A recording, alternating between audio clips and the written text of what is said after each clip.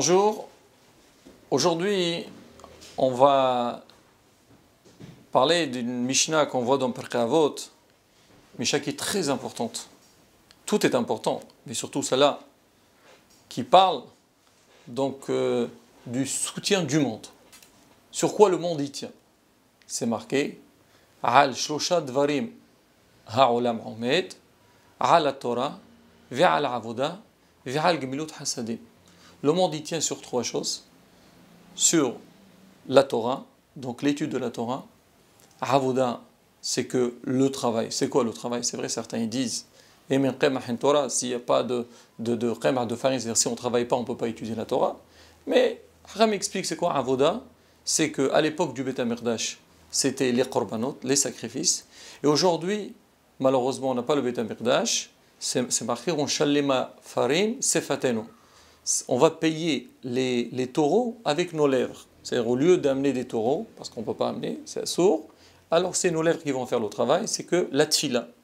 Donc, Ezohar Avoda Shebale, Arezo Tefila. C'est quoi le travail qui est dans le cœur? C'est la prière. Et la troisième, c'est Gemilut Hasadim. C'est la bienfaisance. Faire du bien aux autres. Hachamim, ils disent qu'à l'époque du Mashiach, c'est quoi la chose qu'on a le plus besoin? C'est sûr qu'on a besoin de la Torah. C'est sûr qu'on a besoin de la prière. Mais on a aussi beaucoup besoin, c'est Gemilut Hasadim. C'est le bien, faire du bien aux autres. Et alors, c'est Akadosh Baruch Hu. Il voit que dans le clan d'Israël, il y a l'amour d'autrui, aimer son prochain. Là, Akadosh Baruch Hu est prêt à tout pardonner. Parce que vous savez, il y a deux types de travail. Il y a le travail qui est Ben Adam la Machom, il y a Ben Adam la Havero.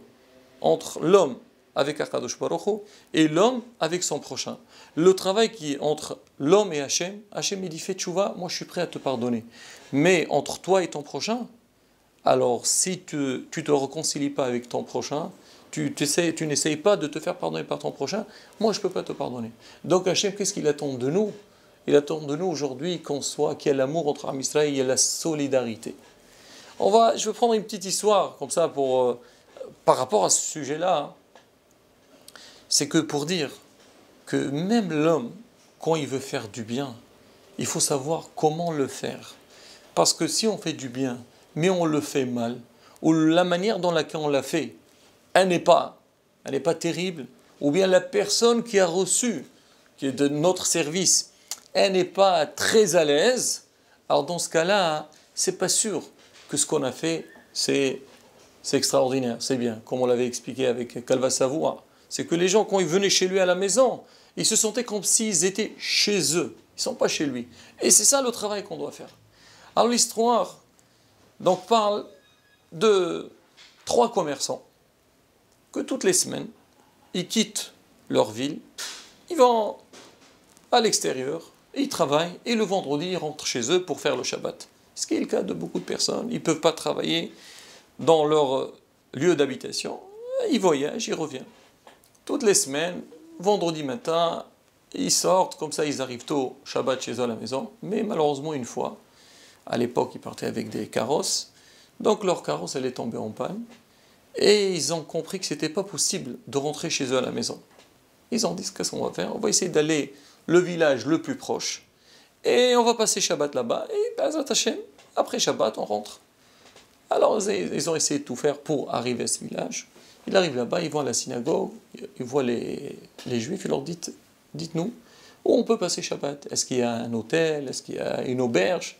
Ils leur ont dit, écoutez, ne vous angoissez pas, vous allez chez telle personne, lui, tous les Shabbats, il a des invités chez lui à la maison, partez chez lui, et vous allez vous arranger, vous allez voir, payant, pas payant, mais en tous les cas, vous pouvez être sûr que vous serez bien chez lui. Très bien.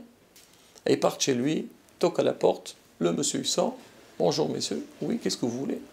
Ils leur ont dit, écoutez, on est de passage, et on n'a pas où passer Shabbat, est-ce qu'on peut passer Shabbat chez vous? Et sachez qu'on est prêt à payer ce que vous demandez. Il leur dit, mais bien sûr, si vous voulez, moi je suis prêt, j'ai tout ce qu'il faut, j'ai tout préparé, mais je vous préviens à l'avance, que chez moi, c'est pas donné. C'est pas 5 étoiles, c'est 20 étoiles. Il dit, bon, dites-nous combien vous voulez. Et il leur a dit vraiment une très grosse somme. Il dit, voilà, pour tout le Shabbat, nourri, logé, vous devez payer tant. Ah, ils sont vus les uns les autres, ils se disent, mais quoi? C'est ça, on l'appelle Ba'al Hasad. Celui-là, il fait du bien. Mais attends, mais c'est un voleur. Mais combien il va nous donner à manger? Mais ça ne coûte pas 700 pieds. Mais il a dit à son ami, c'est vrai, tu as raison. Mais est-ce que tu as le choix? Tu veux passer Shabbat d'or? C'est pas grave. Kapara. Ils ont dit, écoute, on est prêt, pas de problème. On passe Shabbat chez toi. Et si vous voulez, samedi soir, on vous règle donc ce que vous avez dépensé pour nous. Très bien. Alors ils arrivent, il les fait entrer, leur dit, écoutez maintenant. Je vous ai dit chez moi, c'est pas 5 étoiles, c'est 20 étoiles. Alors regardez. Si vous voulez une chambre pour vos trois, il n'y a pas de problème. Sinon, je vous donne chacun sa propre chambre. Il leur montre les chambres.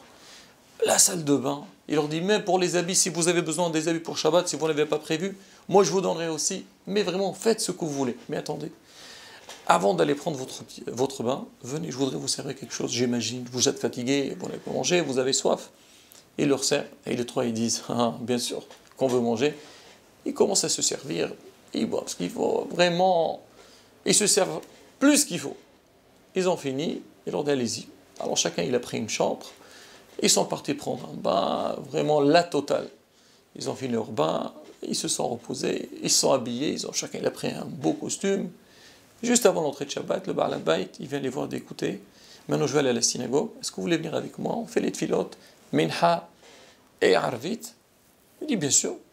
Ils partent à la synagogue, ils commencent à prier. D'un côté, ils ont vu que c'est un monsieur qui était sympa, qui les a bien servis, mais d'autre part, ils se sont dit, mais c'est trop. Ce qu'on a payé, ça ne coûte pas ce prix-là. Et ils commencent un petit peu à regarder le Baal Habayit. Donc le hôte, il le voit rayonnant le Shabbat, tout content, il se dit, il y a de quoi. Alors en un seul Shabbat, il s'est fait un salaire d'un mois. Bon, ils n'ont rien dit, ils ont fait leur prière. Ils rentrent à la maison avec lui, et ils voient une très belle table.